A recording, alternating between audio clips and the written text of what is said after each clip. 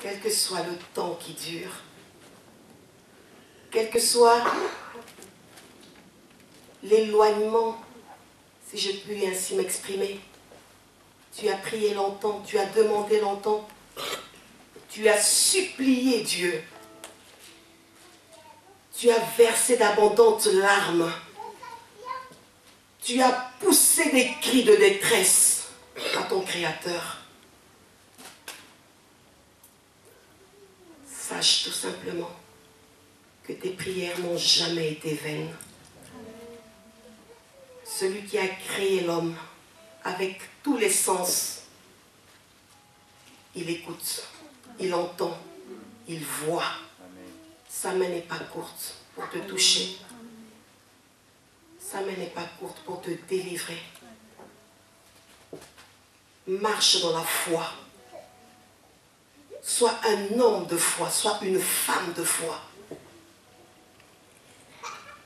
Sois cette personne sur qui l'Éternel peut dire, j'ai trouvé cet homme de foi, j'ai trouvé cette femme de foi. Cette foi qui ne défaille point. Cette foi qui reste stable, fixée et enracinée en Jésus-Christ. Et c'est cette foi, lorsqu'elle est stable, elle va produire en toi l'espérance. On ne peut pas espérer sans foi, mon frère, ma soeur. Tu ne peux pas dire que j'espère dans les promesses de l'Éternel sans que tu n'aies la foi. La base, le commencement, c'est la foi. Quand je crois dans la parole, quand je m'attache à la parole, quand je demeure dans la parole, je peux ainsi espérer. Et c'est cette espérance qui croîtra et qui finira par produire les fruits. Et les fruits, c'est la délivrance. Les fruits, c'est le toucher de Dieu, le doigt de Dieu. Le fruit, c'est le miracle. Alléluia. Que Dieu bénisse chacun de nous ce matin.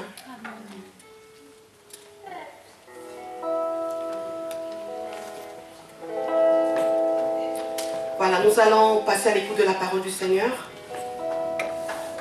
Nous préparons nos cahiers, nos bics, nos bibles, comme des vrais étudiants de la parole du Seigneur. Et avec joie, nous allons accueillir le serviteur de Dieu. Nous allons accueillir la parole de Dieu, la parole de vie, en invitant le frère Lucien qui va nous édifier ce matin. Dieu bénisse. Alléluia. Que la gloire soit rendue à notre Dieu pour ces instants si merveilleux. Il est agréable de demeurer dans la maison de Dieu. Ce n'est ni par nos mérites, c'est pas par sa grâce que nous sommes là.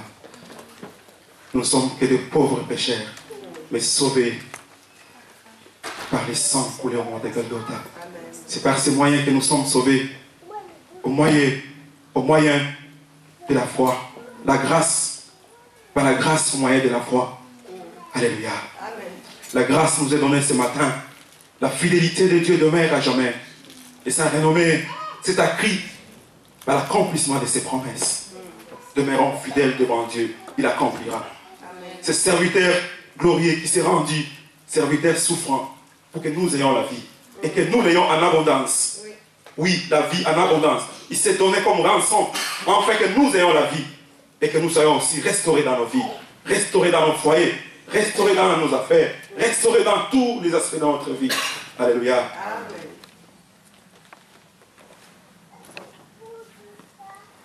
Nous allons lire la parole de Dieu. Nous allons lire dans l'évangile de Marc. Marc, je vous propose de vous lever. Nous allons lire Marc, chapitre 10, à partir du verset 35 jusqu'au verset 45.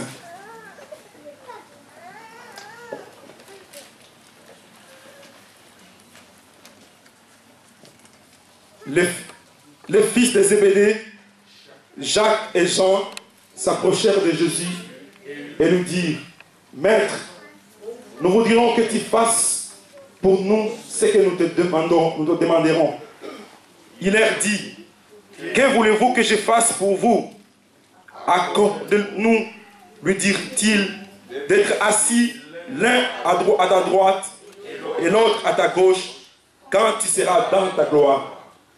Jésus leur répondit, vous ne savez pas ce que vous demandez. Pouvez-vous boire la coupe que je dois boire? Disait du baptême que je dois être baptisé.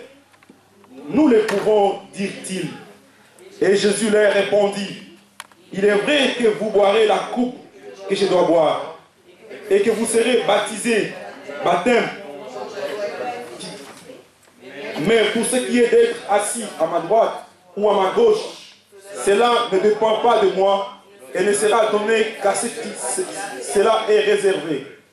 Les 10, ayant entendu cela, commencèrent à s'indigner contre Jacques et Jean.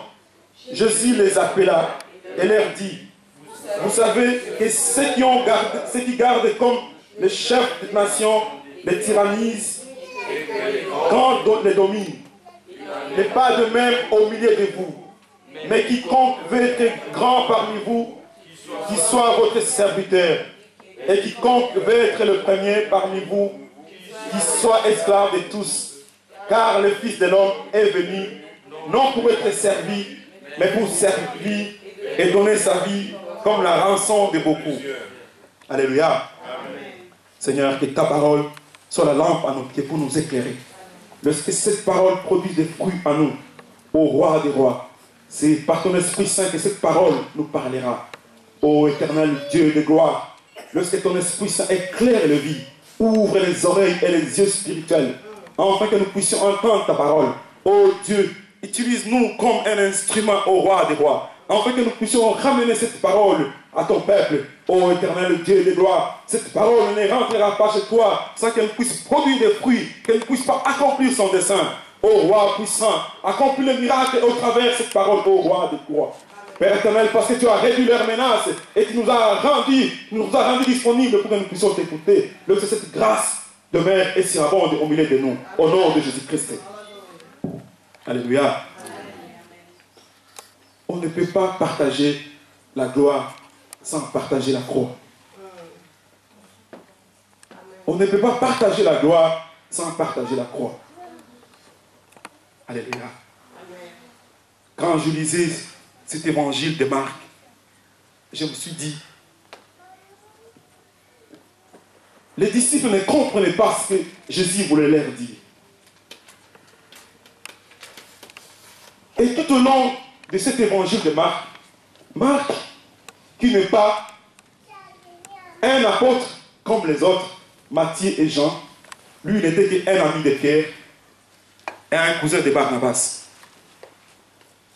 Mais Marc, il a pris soin de pouvoir, par l'inspiration du Saint-Esprit, nous écrire beaucoup plus les actes, les œuvres de Jésus, que plus son enseignement. Alléluia. Et il nous ramène dans ce qu'on appelle les royaumes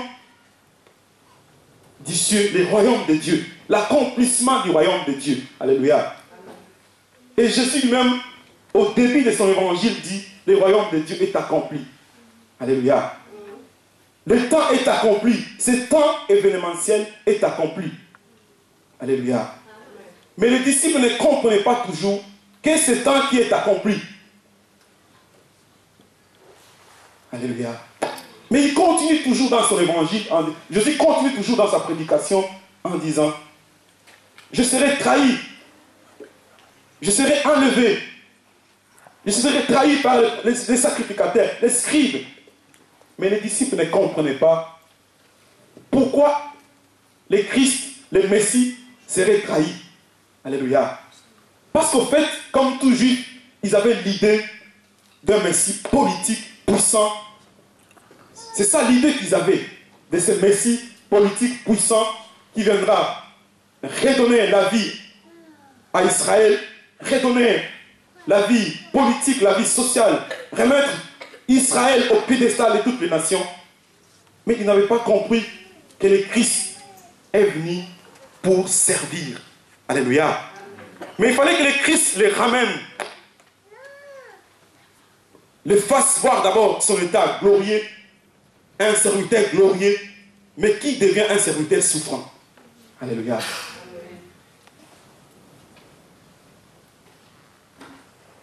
Et Jésus continue en leur disant, les jours viendront où l'époux sera enlevé. Mais ils ne comprenaient pas toujours. Pourquoi sera-t-il enlevé?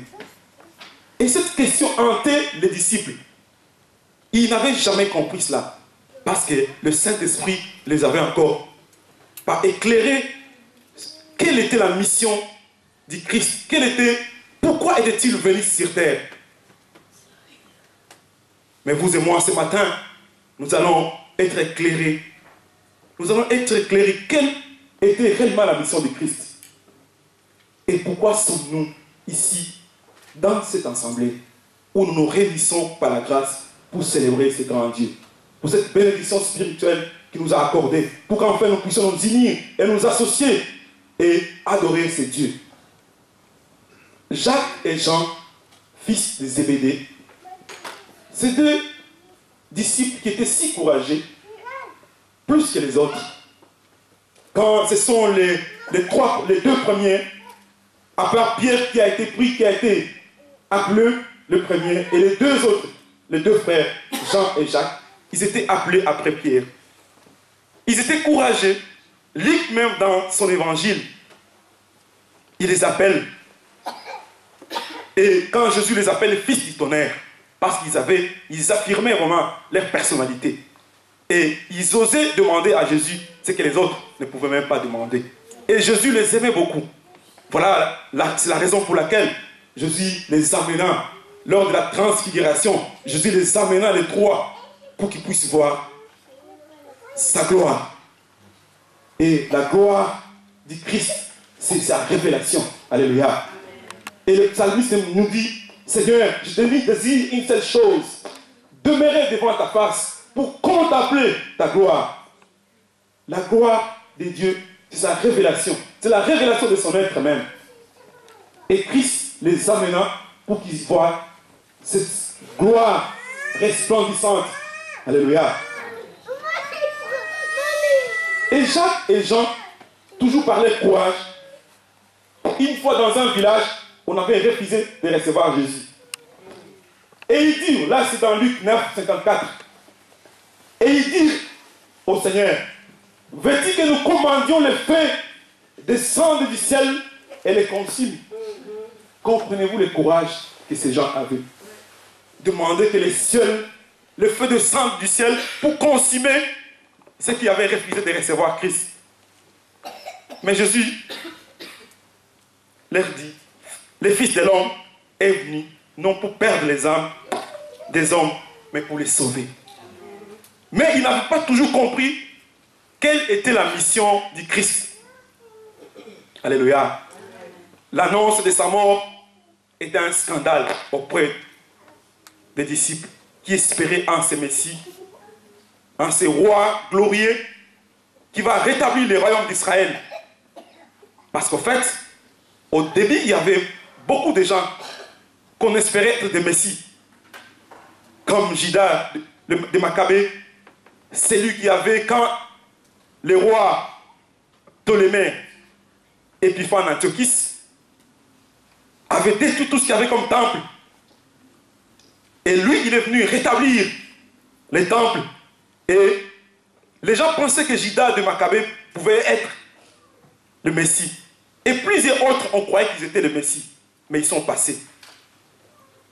Mais après que les disciples aient cru en Christ, et ils ont su que c'est lui le Messie, et ils ont su, voilà, ils se sont dit, sûrement qu'il va rétablir le royaume d'Israël. Mais ils n'avaient pas toujours compris. Et Jésus prend avec lui Pierre et Jacques, comme je disais, il les amène à l'écart. Parce qu'il voulait réellement que les trois premiers, que Christ aimait beaucoup plus, il aimait tous les disciples. Mais les trois, tellement ils étaient courageux, et ce sont les trois qu'il avait abordés les premiers, il voulait réellement les faire comprendre qui il était. Et ces disciples, ayant vu cette gloire resplendissante de Christ, ils se sont dit, voilà, nous pouvons demander de demeurer auprès du Christ. Nous pouvons demander de pouvoir être assis à côté de lui. Alléluia. Mais vous ne pouvez pas partager la gloire sans partager la croix. Alléluia. Et les disciples, ils commençaient à discuter entre eux pour savoir qui était le plus grand. Mais ils vont arriver à une sorte de confusion. Ils vont être confus. Qui est le plus grand? Jésus leur dit, si quelqu'un veut être le premier, il sera le dernier de tous et le serviteur de tous. Ils ne comprenaient pas toujours qu'est-ce que le maître voulait dire. Lui, le maître, les rabbis, comme Jean l'appelle, le rabouni, le maître, c'est lui qui est au-dessus de tout. Alléluia. Parce qu'au fait, il faut comprendre que Christ avait une sorte de particularité.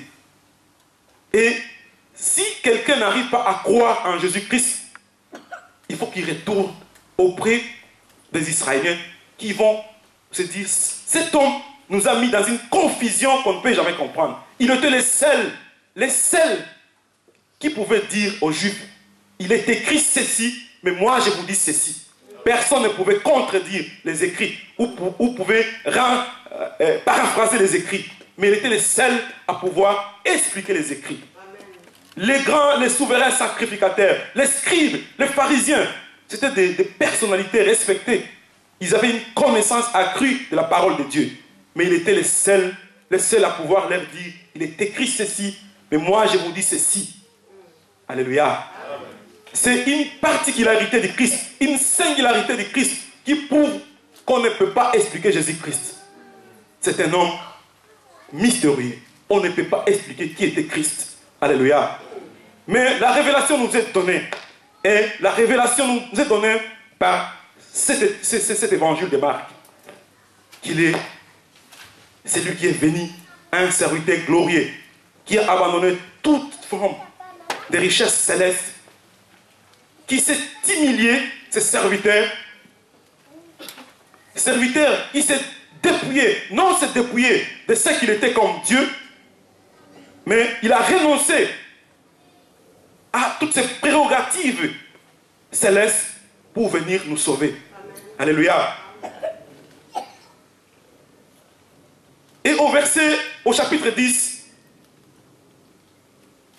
verset 33, Jésus les appelle encore. Il leur dit qu'il doit mourir. Mais les disciples ne réalisent pas encore pourquoi le maître doit mourir. Mais ces jours-là, en route vers Jérusalem, ces disciples courageux, ils s'avancent encore vers le Christ pour lui dire, Seigneur, nous voulons nous asseoir. Quand tu seras dans ta gloire, nous voulons être l'un à gauche et l'autre à droite. Est-ce que vous pouvez vous imaginer quand quelqu'un vous dit, je vais être à ta gauche ou bien à ta droite? Donc, je vais réellement participer dans ta gloire. Alléluia. Mais le Christ utilise une sorte de métaphore, de symbolique pour pouvoir les faire comprendre. Il leur dit, oui, est-ce que vous êtes à mesure de boire à la coupe que moi je boirai? Est-ce que vous êtes à mesure d'être baptisé du baptême dont moi je serai baptisé? Et les disciples, courageux qu'ils étaient, ils acceptèrent sans savoir c'est quoi au juste. Alléluia. Est-ce que nous pouvons nous souvenir au moment de Gethsémane, ces mêmes disciples, les trois que le Christ avait ramenés pour leur montrer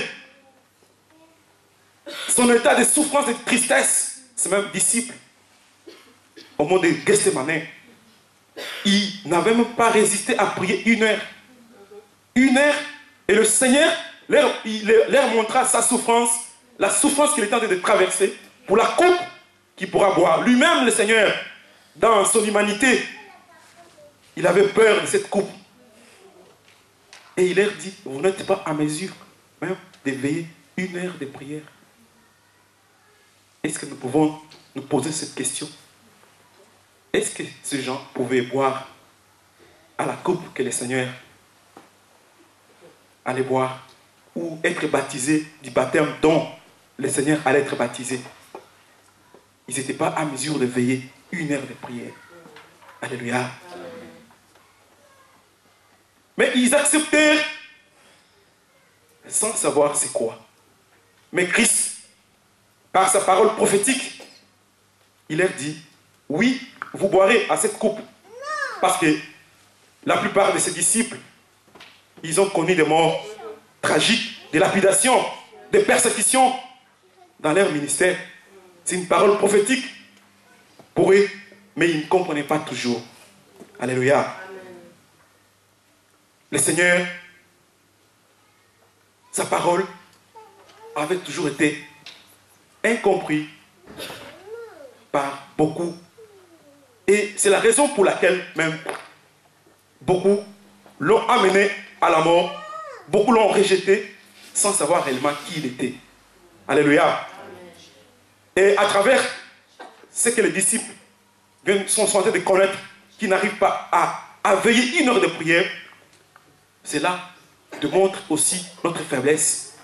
Nous faisons des vœux, de promesses à Dieu, mais parce que le Saint-Esprit ne nous aide pas et nous ne sommes pas en mesure de les accomplir. Nous faisons un vœu pour le Seigneur, demandons au Saint-Esprit de nous accompagner pour qu'enfin nous puissions réellement accomplir le vœu. Nous disons, Seigneur, nous allons nous consacrer à la prière, mais la lourdeur nous prend. La lourdeur nous prend. Au petit matin, tu dis au Seigneur, je vais prier, je vais te célébrer. Mais le sommeil nous prend, la lourdeur nous prend. Tout simplement parce que nous ne laissons pas le Saint-Esprit nous accompagner dans cette promesse que nous avions faite à Dieu. Alléluia. Amen. On peut participer à la croix, mais l'espérance du couronnement ou de l'honneur ne dépend pas de nos ambitions égoïstes. Ça dépend de la volonté souveraine de Dieu. Alléluia. Et c'est la réponse que Christ donne à ses disciples. Vous pouvez participer bien sûr à la croix, mais l'espérance du couronnement, de l'honneur, ne dépend pas de vos volontés, de vos ambitions égoïstes. Parce que réellement, ces disciples avaient des ambitions égoïstes. Vouloir s'asseoir à côté de Christ dans sa gloire. Ils voulaient être grands. Alléluia. Mais la parole de Dieu nous convoque ce matin à une nouvelle manière de marcher. Non comme les chefs de ce monde qui ont un pouvoir. Ce pouvoir pour nous tyranniser. Ce pouvoir pour nous assujettir. La parole de Dieu nous convoque ce matin de ne pas être comme le chef de ce monde. Le Christ, le pouvoir qui lui avait été donné, quand nous lisons en Matthieu 28, verset 18, tout pouvoir m'a été donné dans le ciel et sur la terre.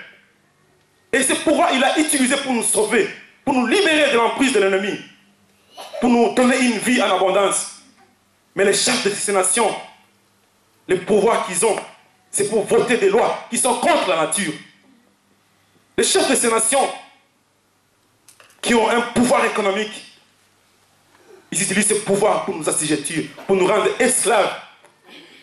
Combien ces chefs de nations qui ont le pouvoir économique, ils peuvent réduire la famine dans le monde. Mais ils s'approprient de toutes les richesses du monde pour rendre tous les peuples, la majorité du peuple dans le monde, pauvres. C'est ça la parole nous convoque ce matin. Combien de pouvoir que nous avons dans nos foyers et nous rendons nos épouses des esclaves. Combien de pouvoir que nous avons et nous rendons nos maris des esclaves. Parce qu'il n'y a pas seulement les hommes qui rendent les femmes des esclaves, il y a aussi des femmes qui rendent les hommes des esclaves. La parole nous convoque ce matin à être des serviteurs. Il y a l'ordre de création qui est perturbé par les chefs de ces nations. Et ils ont privilégié l'ordre politique où ils votent des lois pour assujettir le peuple. Alléluia. Mais l'espérance nous est donnée ce matin. Une espérance de croire à la fidélité de Dieu. Une espérance de croire. Une espérance, une foi abondante, où nous savons que Christ est venu pour donner sa vie, pour que nous ayons une vie en abondance. Alléluia. Et cette espérance qui réduira la peur dans cette tyrannie dans laquelle les nations, le chef des nations nous mettent. Alléluia. Il est difficile. Chaque matin, chaque fois quand j'ai une prédication, il y a toujours au courant de la semaine une nouvelle compliquée qui arrive. Il y a mon jeune frère qui est en Afrique du Sud. Hier, il me fait un texto, il me dit, j'avais une collègue à moi, qui était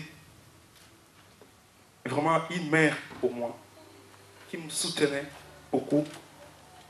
Et on était en train de préparer un événement. On était en train de préparer une cérémonie pour son mariage. Et moi et son fiancé, on l'attendait.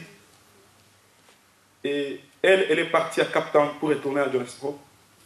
Et il y a eu accident de circulation et sa fiancée est décédée. La fiancée qui était sa mère, qui était son amie, qui était une confidente à mon jeune frère. Et je commençais à dire à mon jeune frère, le monde est compliqué.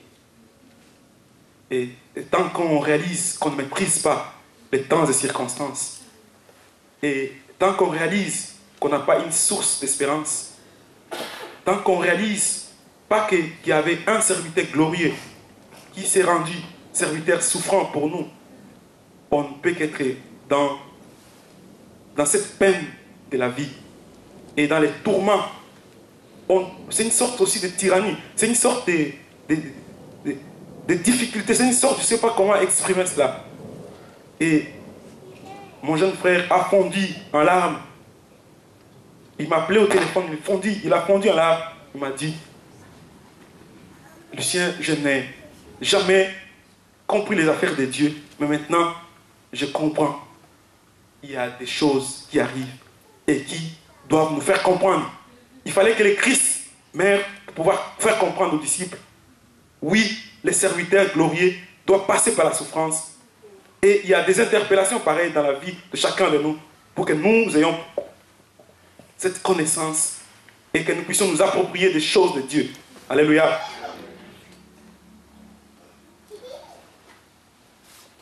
La Bible nous dit, nous devons être esclaves de nos dons. Et c'est là que la parole nous convoque encore ce matin. Voulez-vous être grand? Soyez esclave de votre don. Nous avons le petit Benjamin ici qui joue à la batterie. Il veut être grand dans son domaine. Il doit être esclave de son don. Alléluia. Tu veux être grand, tu dois être esclave du don que tu as. Alléluia.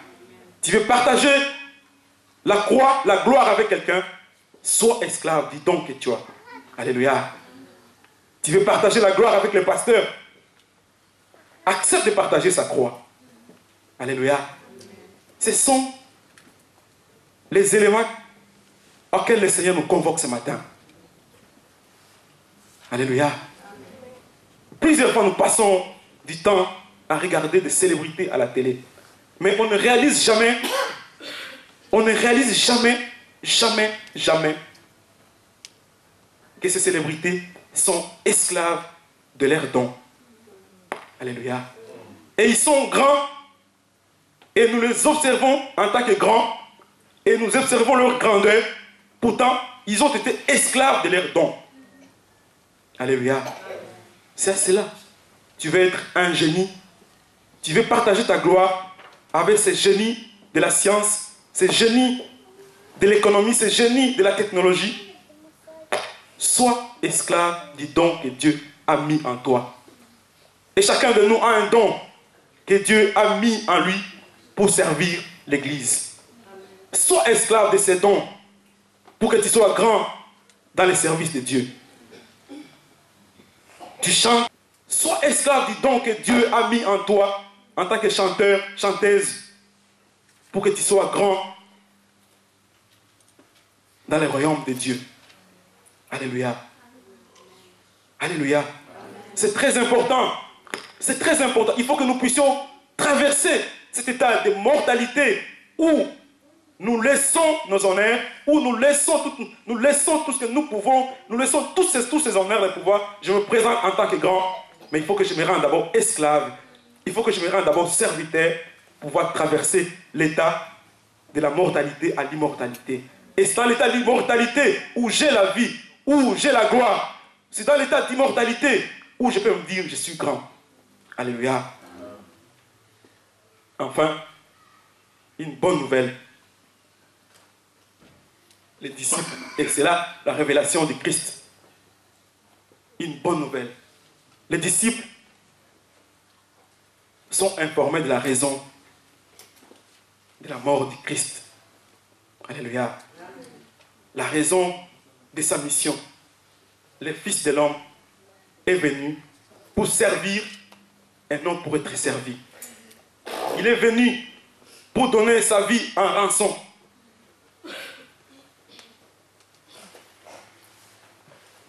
Tout a basculé. Tout a basculé ces jours-là. Tout a basculé ces jours-là. Quand le Christ sort cette parole qu'il est venu pour te donner un rançon. Oh. La confusion totale. Une personne que tu espérais, tu t'es confié à une personne. Et cette personne te dit, je suis venu pour être donné et je dois mourir. Et te dit, la personne te dit, je dois mourir pour ceci ou pour cela. Ton espérance peut s'effondrer. Alléluia. Ton espérance peut s'effondrer. Maudit soit l'homme qui se confie à l'homme. Heureusement Christ, et gloire à Dieu, il était Dieu. Il n'est pas un homme simple. Alléluia. Donner un rançon. Et c'est ça, en fait, la mission du Christ. Alléluia. Pourquoi être donné un rançon? Si nous lisons l'hymne qui est en Philippiens 2, chapitre 5, verset 8, nous pouvons lire cet hymne.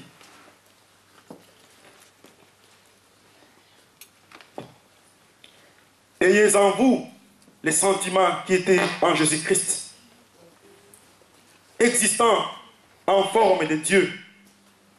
Il n'a point regardé son égalité avec Dieu comme proie à arracher, mais il s'est dépouillé lui-même en prenant une forme de serviteur. Devenant semblable aux hommes, il apparut comme un vrai homme. Il s'est humilié lui-même, se rendant obéissant jusqu'à la mort, même jusqu'à la mort de la croix. Alléluia. Il s'est humilié. L'humilité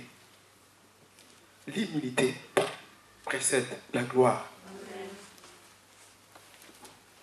La Bible nous invite à une certaine humilité dans nos foyers, humilité dans nos services, humilité dans tout ce que nous entreprenons. L'humilité. Alléluia. Les fruits de l'humilité et de la crainte de l'Éternel sont les fruits de la richesse, sont le fruit de la vie. Ça, c'est le Proverbe 22, verset 4 qui nous le dit. Alléluia. L'humilité, la crainte de l'Éternel. Alléluia. Oh Dieu. Quand nous avons l'humilité et nous avons la crainte de l'Éternel, nous ne pouvons que récolter la richesse, la gloire et la vie. Voulons-nous récolter la gloire? Il faut que nous soyons humbles. Amen. Alléluia. Amen. Christ est l'exemple par excellence de l'humilité. Il s'est humilié, il s'est rabaissé. L'humilité n'est pas une faiblesse. N'est pas une faiblesse.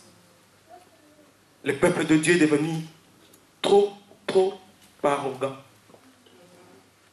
Il y a une arrogance dans les serviteurs de Dieu. Une arrogance dans le milieu chrétien. L'arrogance ne peut jamais refléter l'amour. Cet amour à la manière du Samaritain. Cet amour vers autrui. L'arrogance peut l'anéantir. Alléluia. L'arrogance ne peut jamais donner un passage à l'acceptation. Alléluia. C'est l'arrogance. C'est l'arrogance qui repousse. L'arrogance qui fait montrer, qui montre que l'autre n'est pas à mon niveau social. L'autre n'est pas de ma race. L'autre n'est pas de ma tribu. Ça, c'est l'arrogance. Mais le Seigneur nous appelle à l'humilité, où nous nous acceptons. L'humilité, où nous renonçons à nos prérogatives. Alléluia. L'humilité, où Christ renonce à sa gloire céleste, son autorité en tant qu'égal à Dieu. Il renonce aux richesses éternelles. Alléluia. Et ce matin, je voudrais qu'une âme élève le linton qu'il a encombré dans une arrogance, dans une fausse humilité, et que cette âme élève le linton pour voir l'autre en tant que son égal, voir l'autre en tant que son frère, voir l'autre en tant que sa sœur. Et dans cette unité, que l'église du Seigneur va être une véritable église unie, une église sainte et une église apostolique pour ramener le message du Christ. C'est Christ qui s'est rendu esclave. La passion de... Pouvons-nous comprendre comment ces serviteurs, pourquoi étaient-ils souffrants? Parce qu'ils devraient prendre tous les péchés, non seulement les péchés de ses contemporains, déjà de son époque, mais ils devaient prendre le péché de l'humanité entière. Est-ce qu'on peut s'imaginer? Et c'était ça la souffrance, la tristesse de ces serviteurs. Le roi des rois qui s'est humilié. C'est cela en fait. Pourquoi devrait-il demander à son père de pouvoir les faire traverser cette coupe? Non seulement d'une façon spectaculaire, Christ devait être crucifié et mort à la croix. Ce n'est pas ça qui pouvait faire peur au Christ. Mais tout simplement, c'est ce fait de prendre tous ces péchés de l'humanité entière, de se faire les grands pécheurs. Est-ce qu'on peut s'imaginer cela? Quel genre d'humilité que Christ avait?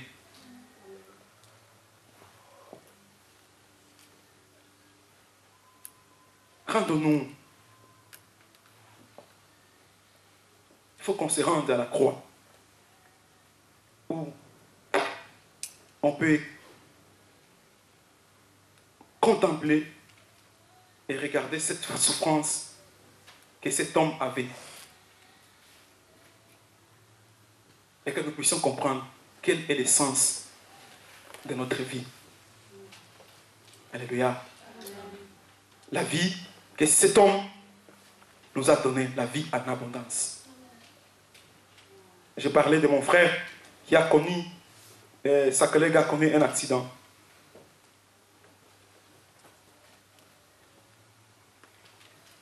La vie n'a pas de formule. La vie, on ne peut pas s'y accrocher sans que ces sauveurs soient avec nous. Alléluia. nous devons accomplir nos missions dans un esprit de soumission. Nous devons être soumis aux persécutions. Nous sommes persécutés au jour le jour. Il y a ceux qui sont persécutés au travail. Il y a ceux qui sont persécutés dans leurs relations. Il y a ceux qui sont persécutés dans toutes les voies de leur vie. Mais nous devons être soumis à ces persécutions dans une certaine humilité. Alléluia. Si tu désires, si tu veux échapper à une persécution, tu ne pourras jamais atteindre la gloire. Si tu veux sauter une persécution, tu ne pourras jamais atteindre la gloire. Beaucoup l'ont fait et ils ont atteint une gloire qui n'a pas de racines, qui n'a pas de fondement. Et ils sont tombés comme des murs, comme des montagnes de sel. Alléluia. Ne voulons jamais sauter la persécution. Alléluia. Tu as un dossier, quel que soit ce que tu as qui traîne, ne saute jamais cette persécution. Alléluia. Tu as un mariage que tu attends, ne saute jamais cette persécution. Alléluia. Tu as un enfant qui est malade, ne cherche jamais à faire quoi que ce soit qui soit en dehors de la volonté de Dieu. Alléluia. Les lois sont d'être votées pour faire mourir les petits-enfants. Vous le savez, ce sont ces chefs qui nous tyrannisent par les pouvoirs qu'ils ont. Alléluia. Mais laisse que ces persécutions arrivent et que le Seigneur nous fasse traverser. Et c'est là que nous atteindrons notre gloire. Alléluia. Je voudrais qu'on s'élève, que nous puissions nous lever.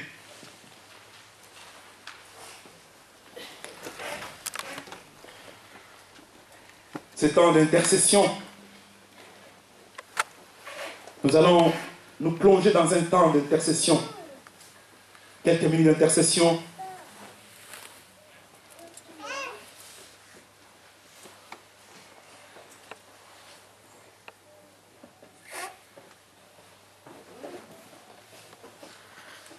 Si la chorale peut nous aider. Comme je disais, il y a des miracles et des prodiges qui vont se produire au milieu de nous. Et le Seigneur accomplira ses promesses au travers de ces moments.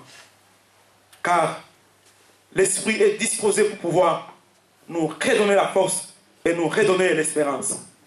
Et tout celui qui avait un cœur accablé, tout celui qui était dans le désespérance, tout celui qui était dans l'échec, dans toute humilité, dans la crainte de l'Éternel, nous pouvons atteindre la gloire dans la contemplation de notre Dieu. Contempler sa splendeur et sa magnificence. Et que sa gloire puisse éclaircir nos vies. Et que nos vies puissent avoir une lumière, une clarté. Et que l'obscurité disparaisse. La difficulté ne puisse pas être les piliers qui nous accablent. Mais que la lumière jaillisse dans nos vies, afin que nous puissions voir le bout du tunnel. Alléluia. Élevons nos cœurs vers le Dieu glorieux. Élevons nos cœurs vers ce serviteur puissant. Celui qui s'est rendu esclave de nos péchés pour que nous puissions avoir la vie.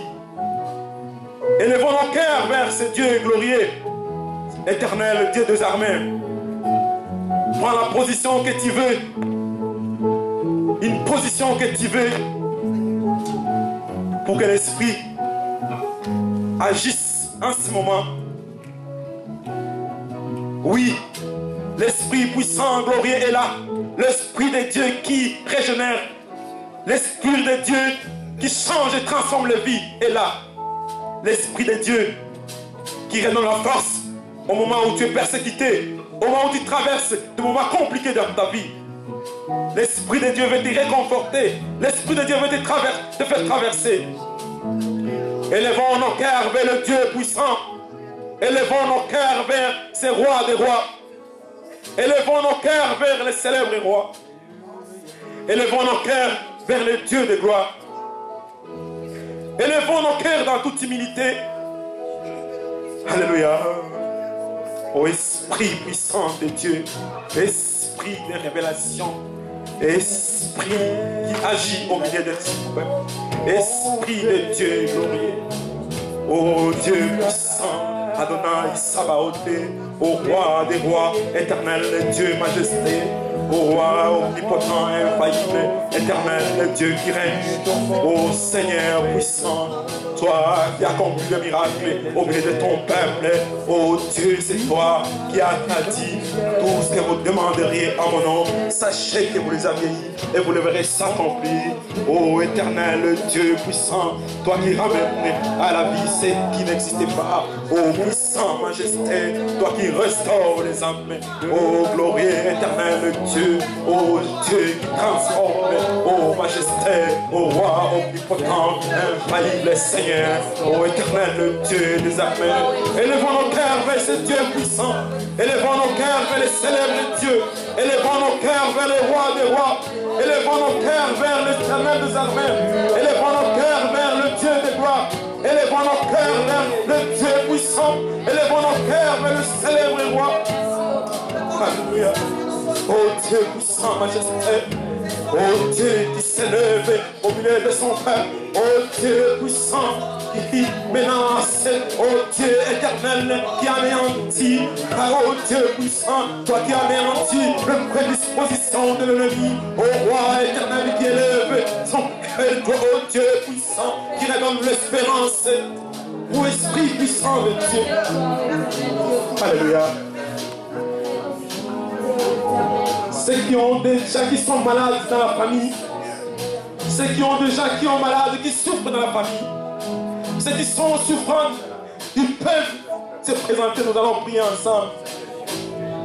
Oh Dieu puissant, toi qui t'es donné en rançon pour que nous ayons la vie en abondance, toi qui t'es donné en rançon pour que nous ayons la vie, toi qui t'es donné en rançon pour que nous ayons la vie, toi qui t'es donné en rançon pour que nous ayons la vie, toi qui t'es donné en rançon pour que nous ayons la vie. Oh puissant majesté, oh éternel Dieu, Esprit de Dieu puissant, Esprit qui guérit les malades, Esprit qui guérit les malades, Esprit qui redonne la vie, Esprit qui guérit les malades, Esprit qui donne la vie, Esprit qui guérit les malades, Esprit qui donne la vie, Esprit qui guérit le malade, Esprit qui donne la vie, Esprit qui guérit le malade, Esprit qui nous ramène de l'état de la mortalité vers l'immortalité, Esprit qui guérit le malade, Esprit qui guérit le malade, Esprit qui guérit le malade, Esprit qui guérit le malade, Esprit qui guérit le malade, Esprit qui guérit le malade.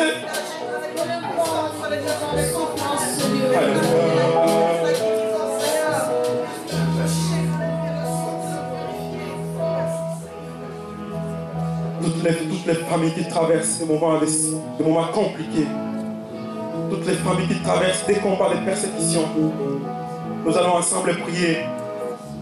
Nous allons prier pour que ces familles puissent trouver la joie en ce moment.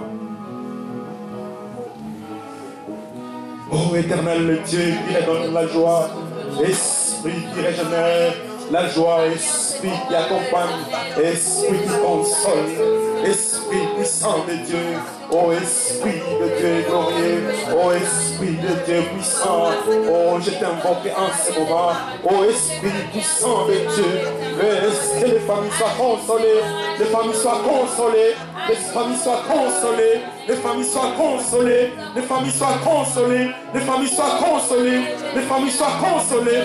Les familles soient consolées. Les familles soient consolées. Les familles soient consolées. Les familles soient consolées. Les familles soient consolées. Les familles soient consolées.